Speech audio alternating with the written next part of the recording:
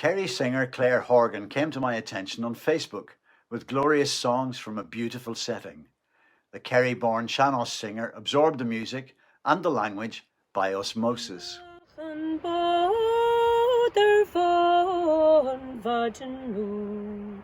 So shame my dear, he's the birdie lay.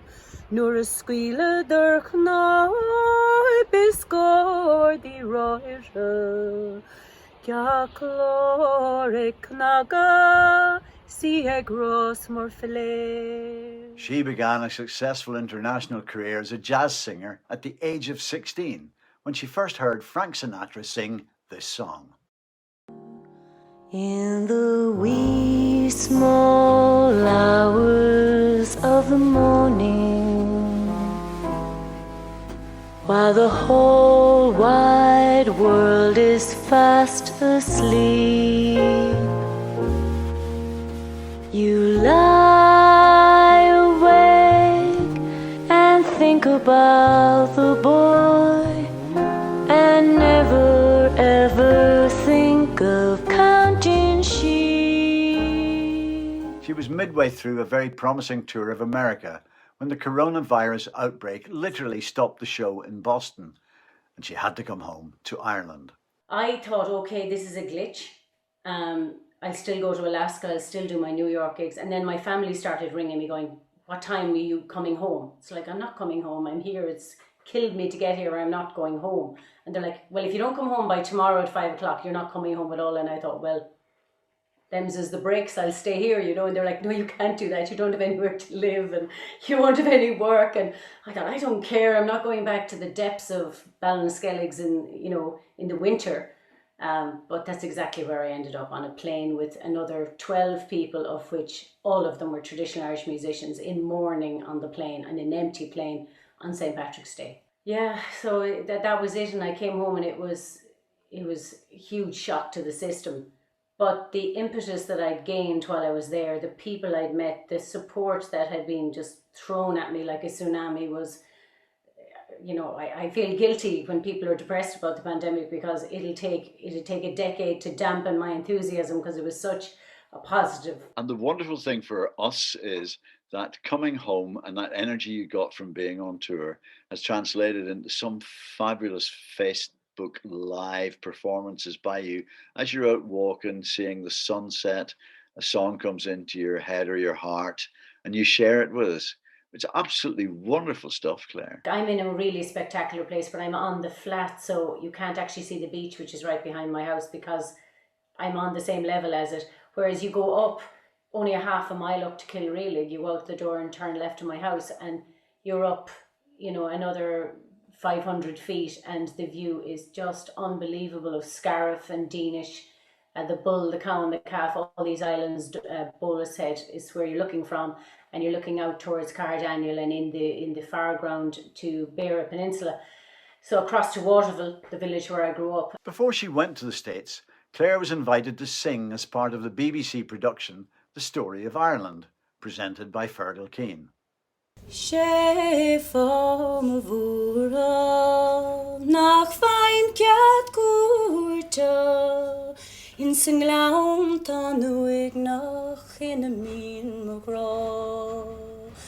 Bean miller look around I meruchter is godus an oer bean a green fivla.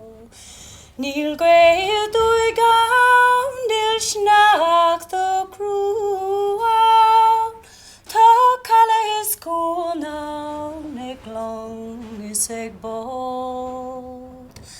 Ta til a búan, is níl tras na cruichaun, dun teien fasus len a vúrnin bon.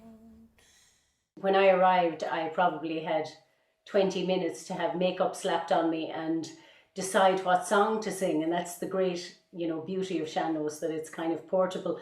And I said, well, I could sing a song about the area, or I could sing a song about a woman who doesn't have Cead Cuarta. She doesn't, you know, Níl Gaeilge. And I started talking in Irish, and I said, do you have any Irish?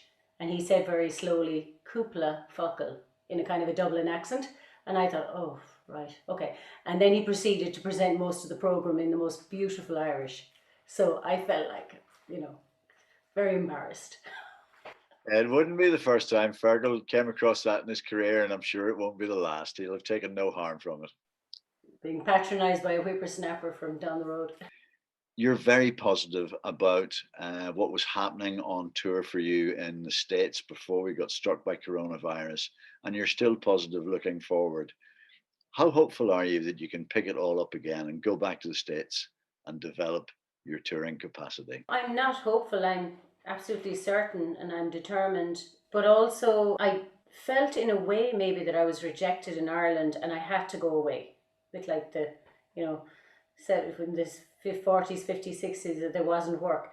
But then when I applied to go and I applied for tours and the visa was refused or just they didn't process it the previous year and I had cancelled gigs, I'd cancelled work.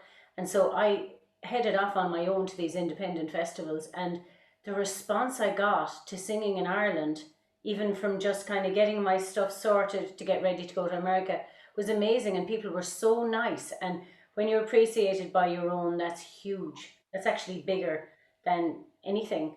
And I felt like I went away then with the blessing of people from home, which was really lovely.